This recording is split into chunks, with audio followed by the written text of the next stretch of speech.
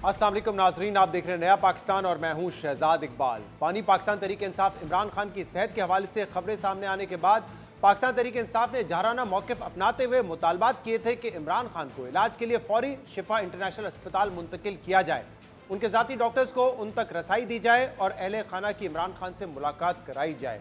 पाकिस्तान तहरीक इंसाफ ने यह ऐलान भी किया था कि मुतालबात की मंजूरी तक वो एहतजाजी धरने देंगे। पाकिस्तान तहरीक इंसाफ और तहरीक तहफ़्फ़ुज़ पाकिस्तान की क़यादत की तरफ से पार्लियामेंट हाउस के अंदर और खैबर पख्तूनख्वा हाउस के बाहर एहतजाजी धरने दिए गए। स्वाबी इंटरचेंज बंद किया गया, लेकिन पाकिस्तान तहरीक इंसाफ का कोई भी मुतालबा पूरा नहीं हुआ और मुतालबात की मंजूरी के बगैर ही पाकिस्तान तहरीक इंसाफ ने यह एहतजाजी धरने ख़त्म करने का ऐलान कर दिया। एहतजाज के बावजूद ना इमरान खान को इलाज के लिए अस्पताल शिफ्ट किया गया, ना उनके ज़ाती डॉक्टर्स को उन तक रसाई दी गई और ना ही अहले खाना में से किसी की इमरान खान से मुलाकात करवाई गई। ताहम पिछले हफ्ते पिम्स के डॉक्टर आरिफ और पाकिस्तान तहरीक इंसाफ के नामजद करदा डॉक्टर नदीम कुरैशी ने इमरान खान का जेल में तफसीली मुआयना किया था, लेकिन अहम बात यह है कि इस चेकअप के बाद इमरान खान की सेहत पर पाकिस्तान तहरीक इंसाफ और इमरान खान के अहले खाना के मौक़िफ़ में तजाद और तकसीम नजर आ रही है। पार्टी के सेक्रेटरी जनरल सलमान अकरम राजा ने इस चेकअप के बाद इमरान खान की सेहत और बीनाई में बेहतरी का दावा किया था। उन्होंने कहा था कि इमरान खान पहले दीवार पर लगी घड़ी नहीं देख सकते थे, लेकिन अब उन्हें इस घड़ी की सुइयां भी नजर आ रही हैं। उनकी बीनाई में यह बेहतरी हौसला अफजा है। इसके अलावा सेनेट में अपोजिशन लीडर अल्लामा राजा नासिर अब्बास ने भी इमरान खान की बीनाई में बेहतरी की तस्दीक की थी, जबकि दूसरी तरफ इमरान खान की बहनें इमरान खान के सेहत को लेकर मुसलसल खदशात का इजहार कर रही हैं और शिफा इंटरनेशनल में उनके इलाज का मुतालबा कर रही हैं। आज द न्यूज़ के एडिटर इन्वेस्टिगेशन अंसार अब्बासी ने अपनी खबर में ज़राए के हवाले से बताया है कि पाकिस्तान तहरीक इंसाफ की नुमाइंदगी करने वाले डॉक्टर्स और इमरान खान के ज़ाती मुआलिज ने इमरान खान के इलाज पर मुकम्मल इत्मीनान का इजहार किया था और वो इस कदर मुतमईन थे कि उनमें से एक ने डॉक्टर से कहा कि आपने तो कमाल कर दिया है। ताहम अपोजिशन से ताल्लुक़ रखने वाले एक सोर्स के मुताबिक अलीमा खान इस तमाम सूरत-ए-हाल पर नाखुश थी और खबर के मुताबिक उन्होंने डॉक्टर्स और अपोजिशन रहनुमाओं पर जोर दिया कि वो इमरान खान की सेहत पर सख्त मौक़िफ़ अपनाएं। जिसके बाद डॉक्टर आसिम यूसुफ ने वीडियो बयान में कहा था कि उनकी इमरान खान से मुलाकात नहीं हुई, इसलिए वो रिपोर्ट की कुछ बातों की ना तस्दीक कर सकते हैं और ना तरदीद। इमरान खान की सेहत को लेकर पार्टी और अहले खाना में तकसीम वाज़े हो रही है और अब पाकिस्तान तहरीक इंसाफ एक बार फिर वही एहतजाज और धरनों की हिकमत अमली अपनाने जा रही है जिसमें पार्टी को बार बार नाकामी का सामना करना पड़ा है। वज़ीर आला KP सोहेल आफरीदी ने ऐलान किया है कि स्ट्रीट मूवमेंट की तैयारी के लिए वो इमरान खान रिहाई फोर्स बनाने जा रहे हैं, जिसका मकसद इमरान खान की रिहाई के लिए पुरअमन जद्दोजहद करना है। मुझे लगता है कि घी सीधी उंगली से नहीं निकलेगा, अभी उंगली थोड़ी टेढ़ी करनी पड़ेगी। मैं स्ट्रीट मूवमेंट की तैयारी के लिए इमरान खान रिहाई फोर्स का ऐलान करता हूं। ये इमरान खान रिहाई फोर्स पुरअमन जद्दोजहद करेगी। इमरान खान की रिहाई के लिए मैं यकीन दिलाता हूं कि हम एक कॉल देंगे और बेहतरीन किस्म की कॉल देंगे, लेकिन पहले तैयारी होगी और फिर लड़ाई होगी। ये लड़ाई हकीकी आजादी की है, इस लड़ाई में जीत हक और सच की होगी। सोहेल आफरीदी का कहना था कि उन्हें लगता है कि सीधी उंगली से घी नहीं निकलेगा और उन्हें उंगली टेढ़ी करना पड़ेगी, लेकिन सोहेल आफरीदी के इस ऐलान पर भी पार्टी में इत्तफाक राय नजर नहीं आ रहा। पार्टी के सेक्रेटरी इत्तेहाद शेख वकास अकरम ने इस रिहाई फोर्स के ऐलान को सोहेल आफरीदी की तजवीज़ करार दे दिया है और कहा है कि इस पर सियासी कमेटी गौर करेगी। सेक्रेटरी जनरल और सियासी कमेटी की तौसीक के बाद ही कोई फोर्स बनाई जा सकेगी। जहां तक कि इस रिहाई फोर्स की आपने बात की, जिसका मुझे भी पहली दफा सुनने का मौका तभी मिला जिस वक्त मोहतरम चीफ मिनिस्टर साहब ने सुप्रीम कोर्ट में अचानक उस गुफ्तगू के दौरान ये कहा कि एक रिहाई फोर्स के नाम से कोई बॉडी एक और खड़ी करना चाहते हैं, तो वो एक उनकी तजवीज है। अब इस पे पॉलिटिकल कमेटी जो है उसकी मीटिंग कल शाम को बुलाई गई है, उसमें इस पे डिलिबरेशन होगी कि, और वो खुद उसके मेंबर हैं पॉलिटिकल कमेटी के, वो बताएंगे कि ये तजवीज उन्होंने किस तरह दी है, इसके खदोखाल क्या है, वो क्यों ये चाहते हैं, क्यों ISF की और यूथ की और वुमेन विंग की और मदर पार्टी की मौजूदगी में, खसूसन जब वो ये कह रहे हैं कि इन्हीं विंग्स में से लोग जो है उसमें डाले जाएंगे, तो क्या इसकी ऑब्वियसली इसकी परमिशन सेक्रेटरी जनरल ऑफिस और पॉलिटिकल कमेटी के अलावा कोई इसको अप्रूव नहीं कर सकता। अहम बात यह कि सोहेल आफरीदी स्ट्रीट मूवमेंट की बात कर रहे हैं, जबकि पार्टी की असीर क़यादत और साबिक रहनुमा इसके बरक्स मुफाहमत की बात कर रहे हैं। शाह महमूद कुरैशी और कोट लखपत जेल में कैद पाकिस्तान तहरीक इंसाफ रहनुमाओं ने खत लिखकर रमजान में एहतजाजी तहरीक मौखर करने और पार्लियामेंट में भरपूर सियासी किरदार अदा करने की अपील की है। जबकि बहस सैफ के हमरा पार्टी के साबिक रहनुमाओं फवाद चौधरी और महमूद मौलवी ने पाकिस्तान तहरीक इंसाफ की शमूलियत के साथ कौमी हुकूमत तश्कील देने का मुतालबा किया है। इन तमाम मामलों पर हम बात करेंगे, जिसके लिए हमें ज्वाइन किया है जान साहब ने, चीफ मिनिस्टर के मुआविन खसूसी हैं बराए इत्तलात। शफी साहब बहुत बहुत शुक्रिया ज्वाइन करने के लिए। शफी साहब, इमरान खान की सेहत के हवाले से जब खबर आई तो इसके बाद तहरीक इंसाफ के मुतालबात थे, इमरान खान की बहनों के मुतालबात थे कि उनको शिफा इंटरनेशनल मुंतकिल किया जाए, उनके जो जाती डॉक्टर्स हैं उनको रसाई दी जाए और फैमिली को इमरान खान से मुलाकात करने की इजाज़त दी जाए। और इस हवाले से आपने एहतजाज भी किया, खैबर पख्तूनख्वा हाउस के बाहर एहतजाज किया, पार्लियामेंट के अंदर एहतजाज किया, सवाबी इंटरचेंज पर आपने ब्लॉकेट किया ताकि मोटरवे बंद हो सके। लेकिन इसके बाद भी आपके मुतालबात पूरे नहीं हुए, तो हासिल क्या किया ये सब कुछ करके आप लोगों ने? सबसे पहले शहजाद साहब आपका शुक्रिया। जहाँ तक कुछ हासिल करने की बात है तो कई चीज़ें हमने हासिल की, और ये एक जितनी भी एक एक्सरसाइज हुई, जो धरने हुए पार्लियामेंट के अंदर हो या खैबर पख्तूनख्वा हाउस के साथ हो या फिर खैबर पख्तूनख्वा के शहराओं पे जो लोग निकले हुए थे, शहजाद साहब एक बात बड़ी वाज़ेह है कि जो आम लोग शहराओं पे बैठे हुए थे ये खुद से निकले हुए थे। पार्टी ने कोई ऑफिशियल कॉल नहीं दी थी, ना ही कि सीएम सुहेल आफरीदी साहब ने कोई कॉल दी थी। ये इमरान खान साहब की सेहत के बारे में जब तशवीश ज्यादा बढ़ी तो आपको पता है कि तहरीक इंसाफ जो है खैबर पख्तूनख्वा में तहरीक इंसाफ का किला है, तहरीक इंसाफ का गढ़ है खैबर पख्तूनख्वा, तो लोग खुद से वहां शहराओं पे आ गए और शहराओं को बंद किया। जहां तक हासिल करने की बात है तो आपने पहली दफा देखा होगा कि अमरीकियत के बदतरीन दौर में भी इस तरह नहीं होता जो जो रवैया पार्लियामेंटेरियंस के साथ अपनाया गया। पार्लियामेंट लॉजेस में हमारे एमएनएस को बंद किया गया, सेनेट के अरकान को सेनेट हाउस के अंदर बंद कर दिया गया, एमएनएस को नेशनल असेंबली में बंद किया गया, और खैबर पख्तूनख्वा हाउस में जो मौजूद एमपीएस थे वो वहां पे महसूर हो गए।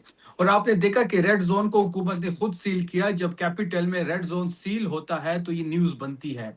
जहां तक हासिल करने की बात है, एक बात हमने वाजे कर दी कि तहरीक इंसाफ की जो ताकत है, अवाम वो जो स्ट्रेंथ है तहरीक इंसाफ की, उसका भरपूर मुजाहरा आपने देखा कि तहरीक इंसाफ वाहिद जमात है जो सारे पाकिस्तान को जैम कर सकती है।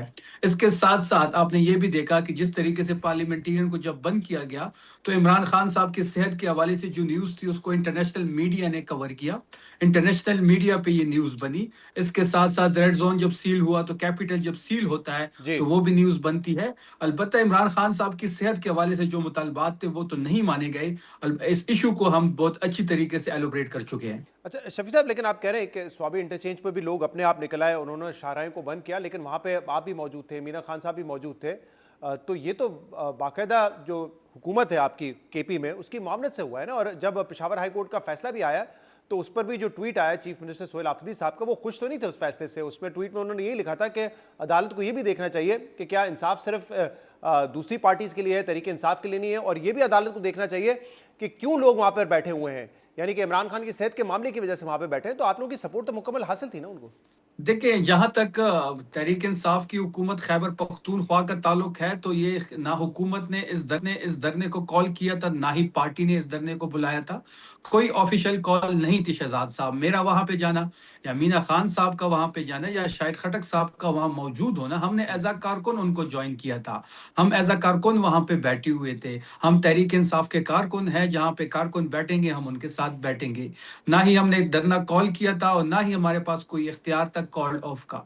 जहां तक आपने सीएम सुहेल आफरीदी साहब की बात की कोर्ट्स के हवाले से, तो ये तमाशा तो सारी कौम ने देख लिया कि एक आम बंदा पिटीशन लेके जाता है पेशावर हाई कोर्ट। अब ये काबिल गौर बात है, उसी दिन वो पिटीशन लगती है, उसको सुना जाता है, उस पर फैसला आ जाता है, आईजी को बुलाया जाता है और 24 घंटे के अंदर इंप्लीमेंटेशन की बात की जाती है। दूसरी तरफ अगर आप देख लें तो इस्लामाबाद हाई कोर्ट का हुक्मनामा हमारे पास मौजूद है, मुलाकात के हवाले से हो या सेहत के हवाले से। इस्लामाबाद हाई कोर्ट के उस हुक्मनामे पे इंप्लीमेंटेशन नहीं हो रही, जेल सुपरडेंट उस हुक्मनामे को नहीं मान रहा। 200 से ज्यादा पार्लियामेंटेरियंस ने एक पिटीशन साइन की हाई कोर्ट में भी और सुप्रीम कोर्ट में भी, ताकि इमरान खान साहब के जो सेहत है उसके हवाले से और मुलाकात के हवाले से दोनों कोर्ट्स में, सुप्रीम कोर्ट में भी और हाई कोर्ट में, वो पिटीशन नहीं लगाई जा रही, ना सुनी जा रही है। तो ये बात बड़ी वाज़ेह हो गई कि जहां पे तहरीक इंसाफ के खिलाफ कोई चीज हो तो वो कोर्ट उसको पिक कर लेती है, उस पर फैसला भी सुना देती है, और जहां तहरीक इंसाफ कुछ चाहती है कोर्ट से तो उसको सुना ही नहीं जाता। तो ये चीजें अब अया हो तो चुकी शफी है। साहब, अब इसका हल क्या है? क्योंकि आप लोगों ने कल ये भी ऐलान किया कि अब रिहाई फोर्स बनाई जाएगी, इमरान खान रिहाई फोर्स, और बाकायदा सुहेल आफरीदी साहब ने आके कहा कि ये एक मुनज़्ज़म फोर्स होगी और जिसका सिर्फ काम यही होगा कि वो पुरअमन जद्दोजहद करें इमरान खान की रिहाई के लिए। लेकिन कल सकरम साहब जो कि सेक्रेटरी इत्तेलात हैं आपकी पार्टी के, उन्होंने कहा ये ऐलान तो मैंने पहली मरतबा उसी वक्त सुना जब सोहेल आफरीदी ने किया, यानी कि कोई इस पे ना मुशावरत हुई ना कोई डेलिब्रेशन हुई। इनफैक्ट वो ये कह रहे हैं एक तजवीज़ है और आखिरी फैसला जो है उनके मुताबिक आज एक पॉलिटिकल कमेटी की मीटिंग में होना था, या पॉलिटिकल कमेटी इसको एंडोर्स करेगी या वो कहते हैं कि सलमान अकरम राजा जो पार्टी के सेक्रेटरी जनरल है वो एंडोर्स करेंगे। तो क्या हुआ आज ये डिस्कशन इस पे? देखिए, पहली बात यह है कि सीएम सोहेल आफरीदी ने अनाउंस कर दिया तो ये अनाउंस हो गया। इसकी एंडोर्समेंट की कोई जरूरत नहीं है, ना ही शेख वकास की इस बयान को मैं कैसे रिस्पॉन्ड करूं, मुझे इसकी तो समझ नहीं आ रही। अलबत्ता सीएम सोहेल आफरीदी साहब ने अनाउंस कर दिया तो फोर्स बनाई जाएगी, पहली बात। दूसरी बात है कि स्ट्रीट मूवमेंट की जिम्मेदारी जो थी वो सोहेल आफरीदी साहब को दी गई है। ये जिम्मेदारी सोहेल आफरीदी साहब के कंधों पे है। रिहाई फोर्स का ऐलान स्ट्रीट मूवमेंट के तनाजुर में हुआ है। आपने देखा होगा कि जिस तरीके से सोहेल आफरीदी साहब ने स्ट्रीट मूवमेंट को लीड किया है उसकी मिसाल नहीं मिलती। आपने पंजाब में देखा कि वहां पे कर्फ्यू लगाना बड़ी पड़ा, इंपॉर्टेंट खौफ बात आप था। कर रहे हैं, मुझे बताइएगा शफी जान साहब कि क्या आज पॉलिटिकल कमेटी की कोई मीटिंग थी जिसमें ये डिस्कशन होनी थी कि जो प्रपोजल दिया है, ये जो तजवीज़ है उसकी वजह क्या है, इस पर डेलिब्रेट करते हैं? कोई ऐसी मीटिंग हुई आज? नहीं, ऐसे कल पॉलिटिकल कमेटी की मीटिंग थी, आज तो पॉलिटिकल कमेटी की तो मीटिंग उसमें नहीं ये थी। बात ज़ेर बहस आई क्योंकि सेक्रेटरी इत्तेलात कह रहे हैं कि सेक्रेटरी जनरल इसको एंडोर्स करेंगे या पॉलिटिकल कमेटी करेगी। शहजाद साहब, मैंने पहले ही कह दिया कि सीएम सोहेल आफरीदी की जिम्मेदारी है स्ट्रीट मूवमेंट की। अगर सीएम सोहेल आफरीदी ये समझते हैं कि स्ट्रीट मूवमेंट के लिए रिहाई फोर्स बनाई जाए तो हम उसको बनाएंगे। ये जिम्मेदारी इमरान खान साहब ने ही सोहेल आफरीदी साहब को दी हुई है और सोहेल आफरीदी साहब ही चीजों को आगे लेके जा रहे मतलब हैं। पार्टी को ऑन बोर्ड रिहाई लेने की फोर्स जरूरत जो नहीं, आप ये कह रहे हैं? नहीं, पार्टी में इस पे डिस्कशन कल हुई है, पॉलिटिकल कमेटी में वहां पे डिस्कशन इस पे हुई है। जी। मैं ये नहीं कह रहा कि पार्टी को हम ऑन बोर्ड नहीं लेंगे, लेकिन मेरे कहने का मकसद ये है कि सोहेल आफरीदी साहब के कंधों पे है स्ट्रीट मूवमेंट की जिम्मेदारी। तो स्ट्रीट मूवमेंट के लिहाज के मुताबिक वो जो भी बेहतर समझेंगे वो स्टेप वो लेंगे। वो अगर ये समझते हैं कि रिहाई फोर्स जो है वो स्ट्रीट मूवमेंट में कारआमद साबित हो सकती है तो हम अच्छा, अब स्ट्रीट ये मूवमेंट बताइएगा, के लिए चले रिहाई फोर्स की तरफ जाएंगे। ठीक है, अब ये करामत कैसे साबित होगी? देखिए, वो आपकी पार्टी में से ही आवाज़ उठ रही है कि हमारा यूथ विंग भी मौजूद है, हमारे पास स्टूडेंट फेडरेशन भी है। जब ये तमाम तंजीमें मौजूद हैं तो फिर ये जो रिलीज फोर्स है इमरान खान, रिहाई फोर्स है, वो क्या कर लेगी? क्योंकि देखिए अब तक ये बात तो एक फैक्ट है ना शफी जान साहब कि जब जब आप लोगों ने कॉल दी है कि अडियाला जेल के बाहर 10,000 लोग आ जाएं या पार्लियामेंट के बाहर लोग पहुंचे, या जैसे भी आपने कहा कि पाकिस्तान को जाम करने की ताकत है, पाकिस्तान को जाम तो नहीं किया गया ना 8 फरवरी को हुआ ना इस हफ्ते हुआ। एक स्वाबी इंटरचेंज बंद था, लेकिन पंजाब पूरा खुला हुआ था, सिंध पूरा खुला हुआ था, बलूचिस्तान पूरा खुला हुआ था। तो जो लोगों से आप मुतालबा कर रहे हैं वो उस तरीके से बाहर तो नहीं आ रहे, तो स्ट्रीट एजिटेशन से कैसे आप अपने जो है मकासद हासिल करेंगे फिर? देखिए शहजाद साहब, आपके सवाल में ही आपका जवाब है। मतलब आपने एक तरफ ये इशारा कर दिया कि 10,000 लोगों का कहा गया नहीं जमा हुए। क्वेटा को जैम करने की बात हुई या लाहौर को या कराची को, पूरे पाकिस्तान की तरफ आपका इशारा तो जैम नहीं हुआ। अगर 10,000 लोगों का जमा करना हो या पाकिस्तान को जैम करना हो तो ये इसका एक ही है कि इमरान खान साहब की रिहाई, कोई और दूसरा पर्पस तो नहीं है। इसी पर्पस के लिए ये फोर्स बनाई जा रही है। इस फोर्स का काम ही इमरान खान साहब की रिहाई के मुतल्लिक होगा, ना कोई इसके सियासी अजाइम होगी, ना ही इसका सियासत से कोई लेना देना होगा। जिस दिन इमरान खान साहब रिहा होंगे ये फोर्स डिसॉल्व हो जाएगी, बाकायदा इसकी मेंबरशिप होगी, एक स्ट्रक्चर हम ड्रॉ करेंगे, इसका हल्फ होगा और इसको लीड सोहेल आफरीदी साहब करेंगे। तो जब आपने कहा कि ये पुरअमन जद्दोजहद करेंगे, उसमें क्या क्या अवामिल शामिल है? सड़कों पे निकलेंगे, रोड ब्लॉक करेंगे या अदालतों के दरवाजे खटखटाएंगे, क्या करेंगे? शहजाद साहब, आपने भी देख लिया और पूरे पाकिस्तान ने ये देख लिया कि हमारी किसी जगह सुनवाई नहीं हो रही। हम कोर्ट्स जाते हैं तो हमारे केसेस नहीं लगते, हम पीएम को कहते हैं तो वो पूछ के बताने की बात करते हैं, सीएम को कॉल करते हैं तो जवाब नहीं आता, सीएम को खत लिखा गया तो जवाब नहीं आया, चीफ जस्टिस को कॉल्स किए गए तो उसका भी जवाब नहीं आया। हम पार्लियामेंट के सामने पार्लियामेंटेरियन धरना करना चाहते हैं, इमरान खान साहब की सेहत के हवाले से नहीं करने देते। तो सारे ऑप्शन और सारे दरवाजे हमारे ऊपर अगर बंद हो गए हैं तो फिर एक ही रास्ता बचता है, वो है सड़क का।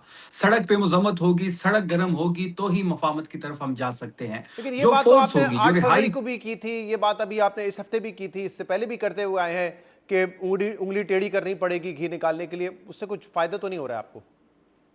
देखिए शहजाद साहब, ये जो हमारी जंग है ये बहुत बड़ी जंग है, ये निज़ाम के खिलाफ जंग है। इमरान खान साहब 1000 दिन से जेल में है। जिस जवाबमर्दी से वो वहां पे खड़े हैं, ना वहां पे उनको तभी सहूलत मैसर है, ना बेटों से बात हो रही है, ना बहनों से मुलाकात हो रही है, ना उसके केसेस लगाए जा रहे हैं, ना बयान पे पाबंदी, तस्वीर पे पाबंदी, जी। नाम पे पाबंदी, झंडे पे पाबंदी। उसके बावजूद इमरान खान साहब आज भी मकबूल तरीन रहनुमा है। ये इस रिहाई फोर्स का जो है एक ही पर्पस होगा, इमरान खान साहब की रिहाई, और वो सड़कों से ही होगी। ये बात हम ज़हन नशीन कर चुके हैं, ये हम तय कर चुके हैं कि सड़कों से ही बात बनेगी। जब सड़कों पे मज़ामत होगी तो ही मफामत का रास्ता खुलेगा, और हम उसी की तरफ जा रहे हैं। ये बात आपकी दुरुस्त है। बहनों को, फैमिली मेंबर्स को मिलने की इजाज़त होनी चाहिए, बेटों से बात करने का अदलिया कह चुकी है, ये भी होना चाहिए, उनका प्रॉपर इलाज भी होना चाहिए और फैमिली को उसमें लूप में रखना चाहिए। सलमान अकरम राजा साहब बार बार ये बात कर रहे हैं कि इमरान खान की जब आंख के हवाले से था कि उनकी आंख दुरुस्त नहीं है, ठीक नहीं है, तो वो कह रहे थे कि दीवार पर लगी घड़ी भी उनको नहीं नजर आती थी, लेकिन अब दीवार में घड़ी भी नजर आ रही है और घड़ी की सुइयां भी नजर आ रही हैं। तो वो कह रहे हैं उनकी सेहत, उनकी आंख बहुत बेहतर हो रही है। तो पार्टी अभी भी खदशात का इजहार कर रही है। सलमान अकरम राजा साहब मुतमईन है कि जो प्रोग्रेस है वो ठीक है। तो आप समझते हैं कि जो बात कर रहे हैं देखिए वो दुरुस्त है? जी। शहजाद साहब इसको एक और चीज के साथ जोड़ते हैं। जी। अचकजई साहब ने भी कहा था कि इमरान खान साहब बिल्कुल ठीक है, 8 फरवरी से पहले की बात है, उनको गलत इंफॉर्मेशन दी गई। सलमान अकरम राजा साहब बड़े रिस्पेक्टेड हैं, सलमान अकरम राजा साहब को भी इंफॉर्मेशन दी होगी, क्योंकि वो खुद तो नहीं मिले।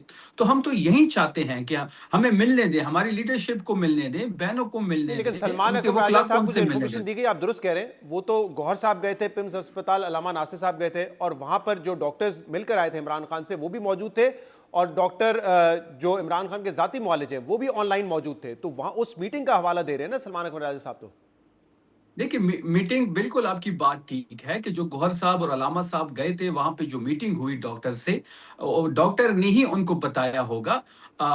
लेकिन उन्होंने इमरान खान साहब से मुलाकात नहीं की। हमारे खादशात उस टाइम तक दूर नहीं होंगे जब तक हमारी लीडरशिप, उनकी बहनें और उनके वकला या जो भी उनके जाती डॉक्टर जो भी उनसे मुलाकात करेंगे, और वो उसके बाद जो मुलाकात के बाद जो बाहर वो बताएंगे, तो वो काबिल कबूल होगा, नहीं, उस खदशा पर क्या बिलीव आपको कि किया जो जा ब्रीफिंग दी सकता जा है। रही है वो दुरुस्त नहीं है, या एक ये हो सकता है, या जो रिपोर्ट्स अगर वहां पे दिखाई गई तो आप ये कह सकते हैं कि मुझे क्या पता है इमरान खान की रिपोर्ट है? इस किस्म के खदशात हैं, क्या खदशात हैं आपके?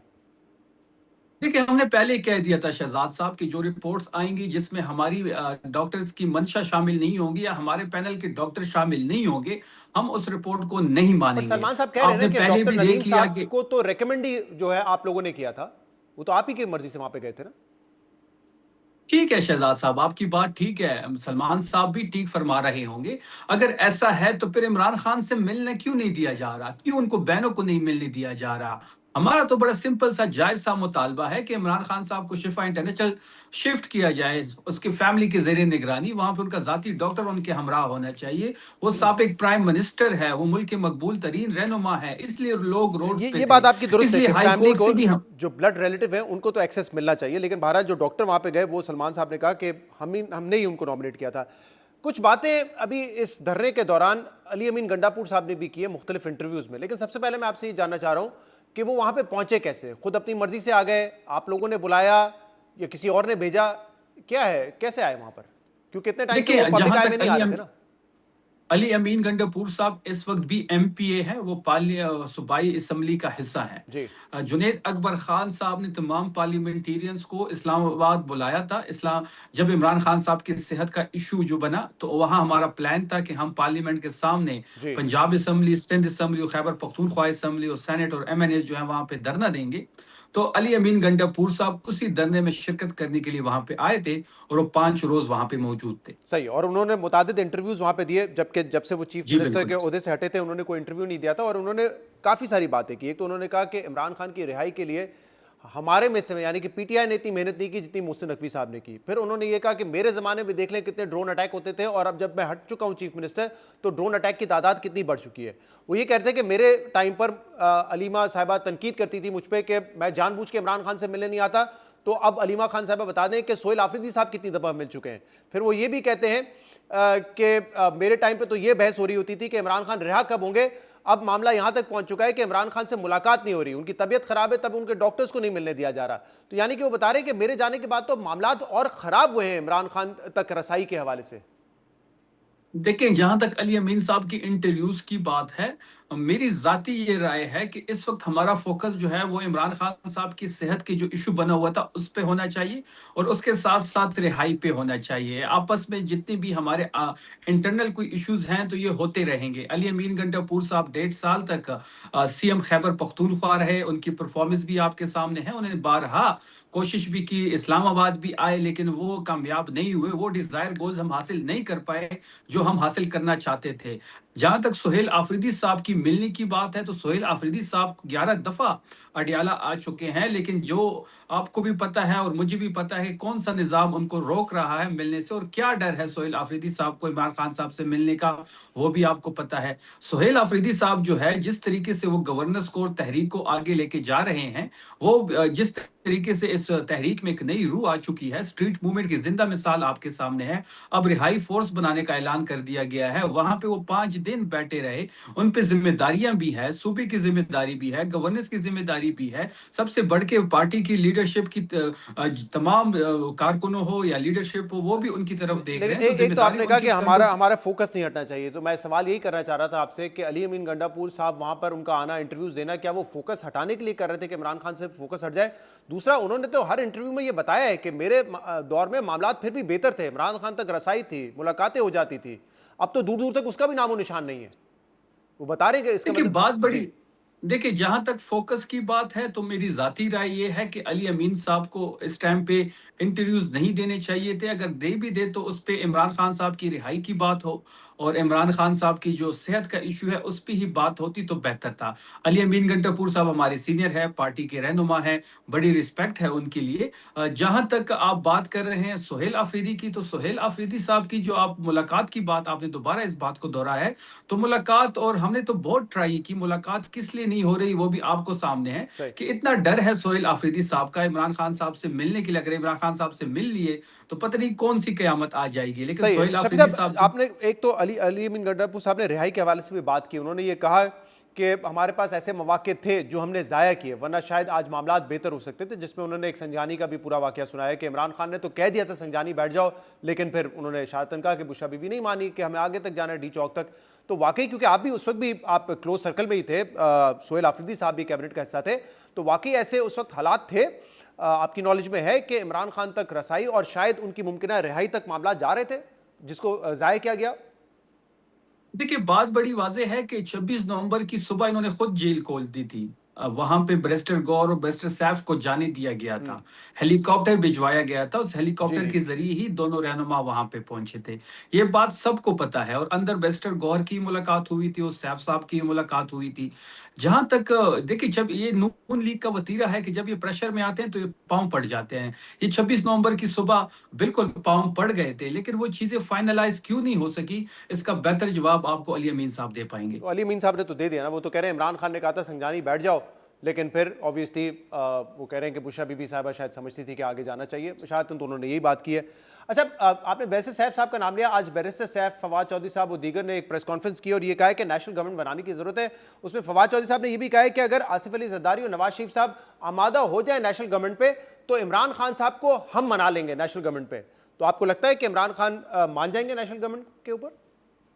देखिए, बात जहाँ तक नेशनल गवर्नमेंट की है, तहरीक इंसाफ कुछ चीज़ों पे प्रिंसिपल या चकज़ई साहब के साथ एग्री हो चुकी है।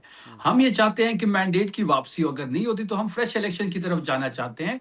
हम नेशनल गवर्नमेंट की तरफ नहीं जाना चाहेंगे। और दूसरी बात ये है कि इस नेशनल गवर्नमेंट में भी तहरीक इंसाफ को वो ड्यू शेयर नहीं मिलेगा जो मिलना चाहिए। फवाद चौधरी की जहाँ तक बात है, तो फवाद चौधरी के पास कोई मैंडेट नहीं है पाकिस्तान तहरीक इंसाफ की तरफ से, किसी भी किस्म के फैसले करने का इख्तियार उनके पास नहीं है। और वो इमरान खान साहब को कैसे मनाएंगे, क्योंकि इमरान खान साहब तो उनसे मिलना ही नहीं चाहते। तो ये बहुत बड़ा एक सवालिया निशान है। बहुत बहुत शुक्रिया। शफी जान साहब हमारे साथ मौजूद थे। प्रोग्राम में एक ब्रेक शामिल कर करेंगे, इसलिए उदास।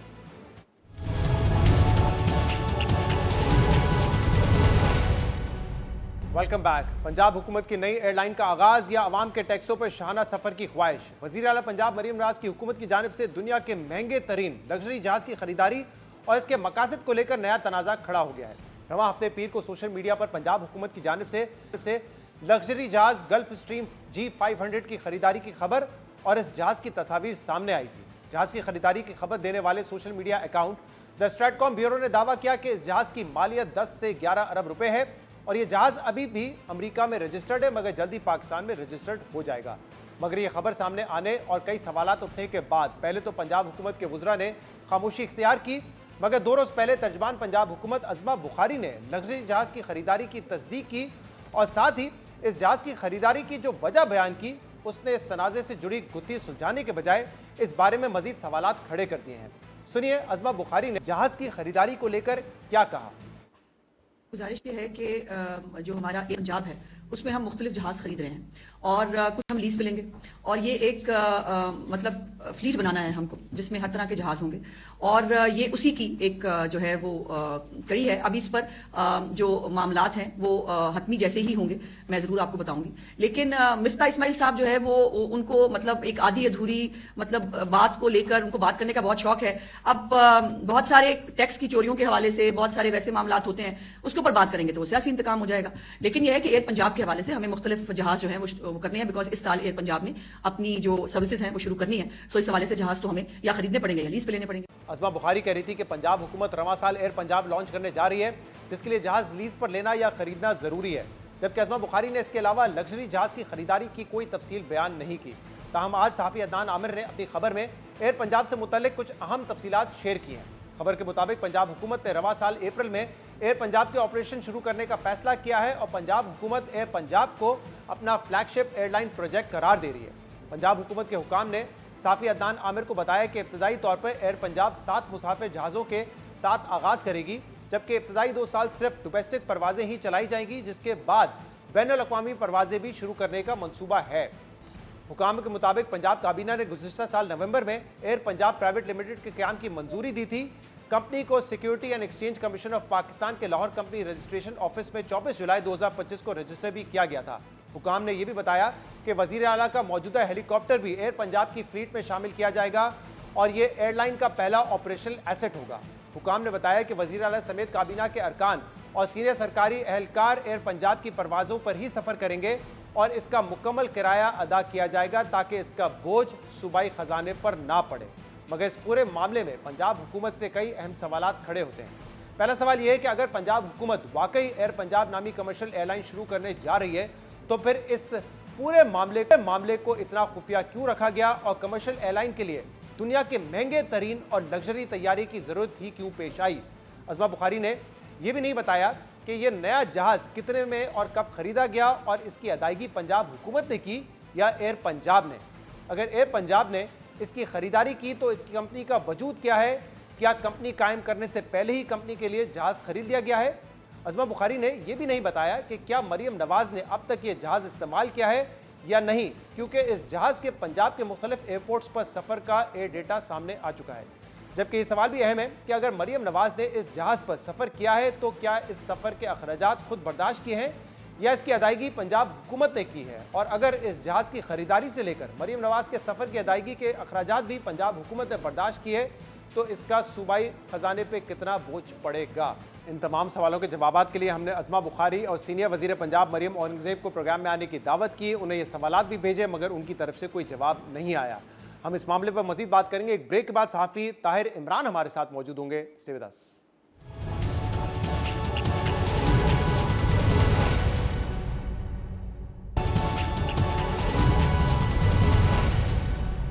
वेलकम बैक नाज़रीन। पंजाब हुकूमत ने मुबैना तौर पे जो जेट खरीदा है, लग्जरी जेट खरीदा है, उस पर बात करने के लिए हमने दावत दी थी मरियम औरंगज़ेब साहिबा को और अज़मा बुखारी साहिबा को। उनको सवालनामे भी भेजे, उनकी तरफ से कोई जवाब नहीं आया। इस मामले पर हम मजीद बात करेंगे और उसके लिए हमें ज्वाइन किया है सहाफ़ी ताहिर इमरान ने। बहुत बहुत शुक्रिया ताहिर इमरान साहब, आपने हमें ज्वाइन किया। पिछले चंद दिनों से हम देख रहे थे कि सोशल मीडिया पर यह खबरें गर्दिश कर रही थी कि पंजाब हुकूमत ने एक लग्जरी जेट खरीदा है, गल्फ स्ट्रीम G500, जिसकी मालियत तकरीबन 10 से 11 अरब रुपए है। जब इस पर सवाल हुआ अज़मा बुखारी साहिबा से तो उन्होंने कहा कि पंजाब हुकूमत ने कोई जहाज़ नहीं खरीदा है। एयर पंजाब जो कि पंजाब की एक कमर्शियल एयरलाइन होगी, उसके फ्लीट का ये हिस्सा होगा गल्फ स्ट्रीम G500। और इसके बाद आज एक अखबार में मजीद वजाहत भी आई है, किसी ऑफिशियल का नाम तो नहीं दिया गया है लेकिन बताया गया है कि जो ये जहाज़ होगा ये उन तमाम फ्लीट का हिस्सा होगा जो कि कमर्शियली बेसिस पर इस्तेमाल किए जाएंगे। यानी पंजाब हुकूमत की अपनी कोई फ्लीट नहीं होगी। अब पंजाब हुकूमत को जब भी कोई जहाज़ इस्तेमाल करना होगा या हेलीकॉप्टर इस्तेमाल करना होगा तो वो एयर पंजाब का इस्तेमाल करेंगे। प्लॉजिबल आपको लग रहा है ये रीजन तो जो दिया गया है, या बेबुनियाद लग रहा है आपको ये? देखिए, ये एक बहुत ही मज़ाक़ खेज़ किस्म का एक रीज़निंग है, क्योंकि ये जहाज़ फॉर एग्जांपल आपने ख़रीद लिया है और एयरलाइन अभी तक वजूद में नहीं आई। एक एयरलाइन को स्टार्ट करने के लिए आपको सबसे पहले आरपीटी चाहिए होता है सिविल एविएशन से, वो एयर पंजाब के पास अभी तक नहीं है। एयर ऑपरेटर सर्टिफिकेट चाहिए होता है, वो अभी उनके पास नहीं है। तो जो बच्चा अभी पैदा नहीं हुआ उसके नाम पे जायदादें आप इकट्ठी कर रहे हैं और उसके नाम पे एसेट्स डेवलप कर रहे हैं। मुझे नहीं समझ आती कि ये अज़मा बुखारी साहब खुद सोचती हैं या उनको कोई ये दानिश्वरी उन तक कोई पहुंचाता है, क्योंकि ऐसी इन्फॉर्मेशन एक ज़माने में फवाद चौधरी ने दी थी गूगल से सर्च करके, 50 रुपए फी किलोमीटर हेलीकॉप्टर की। तो एयर पंजाब का वजूद नहीं है, तो उसके नाम पे जहाज़ खरीदने की तुक नहीं बनती, ना खरीद सकते हैं, क्योंकि आपने जब जहाज़ खरीदना है तो उसकी रजिस्ट्रेशन आपने एयर पंजाब के नाम पे रखनी है। इस वक्त जिस जहाज की बात हो रही है वो अमेरिका में रजिस्टर्ड है, और अगर अगले चंद दिनों में वो गवर्नमेंट पंजाब के नाम पे रजिस्टर होता है तो पता चल जाएगा, क्योंकि एयर पंजाब तो अगले महीने दो के अंदर वजूद में आने वाली नहीं है। कम से कम मार्च तक उसका कोई पॉसिबिलिटी नहीं है। उसकी रिक्विजिशंस होती हैं, प्रोसीजर्स होते हैं कि आप सारे जहाज एक एयरलाइन के अंदर डालें, अवाम के लिए दस्तयाब हों और उसमें से बोरो करें, जैसे वजीर आजम पीआईए का जहाज पहले बोरो करते थे जाने के लिए। जी। बट प्रॉब्लम यह है कि इतना लग्जरी जहाज आप किस रूट पे चलाएंगे? यानी एयर पंजाब क्या वीवीआईपी ट्रांसपोर्ट है जो बुनियादी तौर पे दुबई लाहौर फ्लाइटें शुरू करेगी? क्या करेगी? यानी कि मुझे समझ नहीं आती कि इतना महंगा जहाज जिसमें आप कम से कम 2-3 जहाज और ले सकते हैं जो काम आएंगे कम से कम एयर पंजाब के, जिस तरह का उसका आइडिया है। सो आई डोंट अंडरस्टैंड कि ये किस बुनियाद पे ये आइडिया पेश किया जा रहा है। हाँ, क्योंकि अगर ये कहा जा रहा है कि ये फुली कमर्शियल बेसिस होगा तो ये जैसे आप कह रहे हैं कि पीआईए या कोई और निजी एयरलाइन हो, उसके तो ऑब्वियसली जो जहाज की कैपेसिटी 150 या उससे ज़्यादा होती है। तो अगर ये एक 16 सीटर जहाज है तो ऑब्वियसली लग्जरी जहाज होगा, यानी कि किसी कॉर्पोरेट कंपनी को चाहिए या किसी हाई नेटवर्थ क्लाइंट को चाहिए तो ही इस्तेमाल कर सकेंगे। तो उसकी क्या फाइनेंशियल वायबिलिटी भी बन सकेगी एक हुकूमत के लिए चलाना ये? बिल्कुल नहीं बन सकती। देखें, प्रॉब्लम यह है कि या तो फिर यह है कि फॉर एग्जांपल लेट्स से इसका एक कमर्शियल वायबिलिटी ये बन सकती है कि हुकूमत के फ्लीट के अंदर ये जहाज होगा। लेट्स से कल को मलिक रियाज साहब तशरीफ लाते हैं, उनको जहाज की जरूरत है, या मियां मंशा साहब ने ट्रैवल करना है, या जहांगीर तरीन साहब को जहाज चाहिए, या कोई बहुत बिलियनेयर पाकिस्तान में है, बास सहाफ़ी भी हैं, उनको जहाज चाहिए जाने के लिए दुबई या जद्दा जाने के लिए, तो वो किराए पे ले रहे हैं और हुकूमत को पैसे दे दें।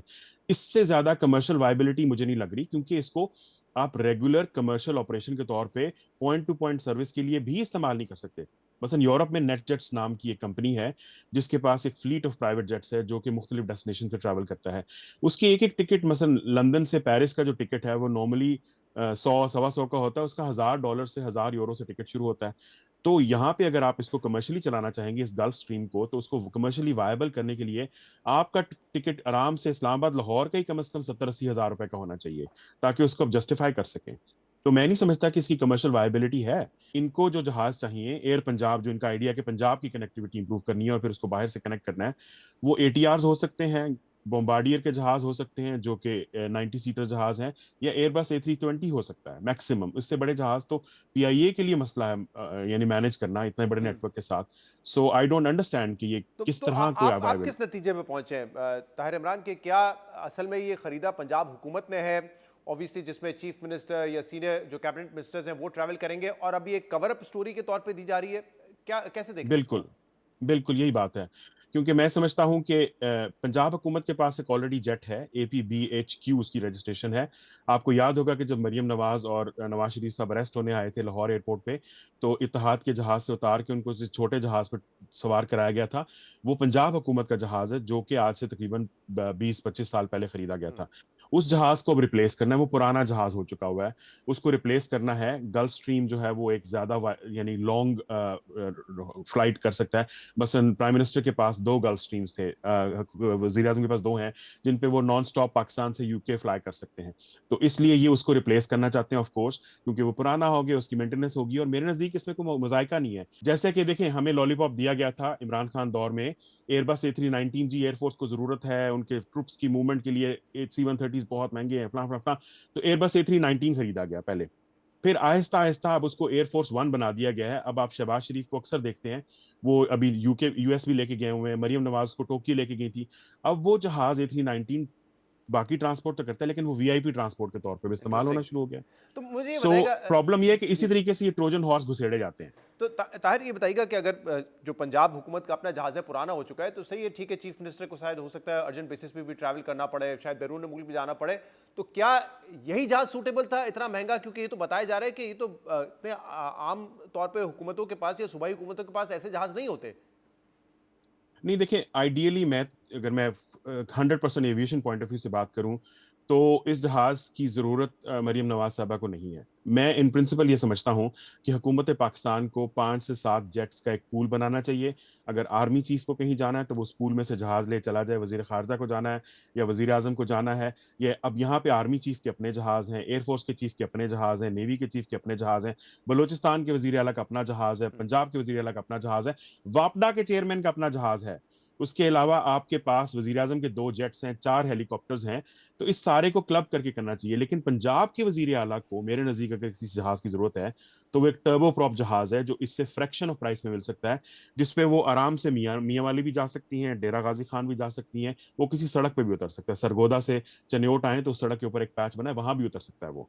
तो इनको ऐसे जहाज तो की इतनी जरूरत है जो इनकी कनेक्टिविटी। अखराजात की जरूरत नहीं थी कि आप 10 से 11 अरब रुपए नहीं, का बहुत जहाज महंगा लें। जहाज है। तार ये भी बताइएगा कि पंजाब हुकूमत, ये तो इंडिया पहले ही दे चुकी है, उनकी कैबिनेट ने अप्रूव भी किया है कि पंजाब एयर वो लॉन्च करेंगे, और जैसे एक्सप्रेस ट्रिब्यून की खबर थी कि शायद वो अप्रैल से फर्स्ट कमर्शियल फ्लाइट उनकी आ जाएगी। तो जरा बताइएगा, एक तरफ तो नून लीग की हुकूमत वफाक में है जिनकी पॉलिसी है कि पीआईए हमने नहीं चलानी है, हमने उसको प्राइवेटाइज करा, और हमने देखा कि 135 अरब रुपए में उसको प्राइवेटाइज किया गया, जिसमें हुकूमत को 10 अरब मिलेंगे, बाकी री इन्वेस्ट होंगे। तो अब उसी पार्टी की जो सूबाई हुकूमत है वो एक एयरलाइन स्टार्ट करने की ख्वाहिशमंद है। क्या किसी भी हुकूमत के लिए अभी एक वायबल बिजनेस रहा है? बिल्कुल वायबल बिजनेस नहीं है, क्योंकि प्रॉब्लम यह है कि आपके पास ना तो एक्सपर्टीज है, ना पे आपके पास ओवरसाइट है, ना ही आपकी गवर्नेंस का मयार इतना बेहतर है कि आप इस तरह का एक कमर्शियल ऑपरेशन ऑपरेट कर सकें। देखिए, प्रॉब्लम यह है कि एयरलाइन चलाना कोई आसान काम नहीं है। एयरलाइन को 100% बिजनेस के पॉइंट ऑफ व्यू से, कमर्शियल पॉइंट ऑफ व्यू से चलाना पड़ता है। आपके पास वो एक्सपर्ट्स नहीं है। आपने ये साबित किया पिछले 70 सालों में पीआई का हशर नशर करके। पाकिस्तान की प्राइवेट एयरलाइंस फ्लॉरिश नहीं कर सकी। दूसरी बड़ी एयरलाइन सीरीन एयर बैंकरप्ट हो चुकी है। तो पंजाब एयर कौन सा कारनामा अंजाम देगी? इसकी बजाय पंजाब हुकूमत को चाहिए कि जो दूसरी एयरलाइंस है उनको इंसेंटिवाइज करे। अभी रिसेंटली पंजाब में साउथ एयर के नाम से एक एयरलाइन शुरू हुई है, उसको इनकरेज करें, क्योंकि आपका मकसद कनेक्टिविटी है। तो why not public private partnership कर लीजिए। 100% आप पब्लिक ओनरशिप में कैसे उसको करेंगे, और उसको चलाएगा कौन? पंजाब हुकूमत के पास कौन सा ऐसा एक्सपर्ट है जो पहले मार्केट में अवेलेबल नहीं था, जो पीआईए को नहीं चला सका, तो इनको मिल गया, ये चला लेंगे। और चलाएंगे कहाँ पे? क्योंकि पाकिस्तान में ऑलरेडी 4 एयरलाइंस ट्रंक रूट पे चल रही हैं। लाहौर, कराची, इस्लामाबाद के अलावा आपके पास कोई जगह नहीं फ्लाई करने की। दूसरे नंबर पे मिडिल ईस्ट की एक एयरलाइन आपके डोमेस्टिक सेक्टर के अंदर बेतहाशा फ्लाइटें फेंक रही है। तो बाकी एयरलाइंस भी कुछ सालों में गायब हो जाएंगी। तो मुझे नहीं समझ आती कि इनको कौन समझ ये दे रहा है, कि किसी से पूछना भी नहीं चाहते, ना समझना चाहते हैं, गूगल तक इस्तेमाल नहीं करना चाहते। जो लोग ऐसी बातें करते हैं कि एक एग्जेक्टिव जेट जो है वो उनकी एयरलाइन के लिए इस्तेमाल होगा, उनको आप क्या समझा सकते हैं और उनसे क्या तवक्को कर सकते हैं? बहुत बहुत शुक्रिया। ताहिर इमरान साहब हमारे साथ मौजूद थे। प्रोग्राम में इतना ही। शो से इजाजत दीजिए। अल्लाह हाफिज।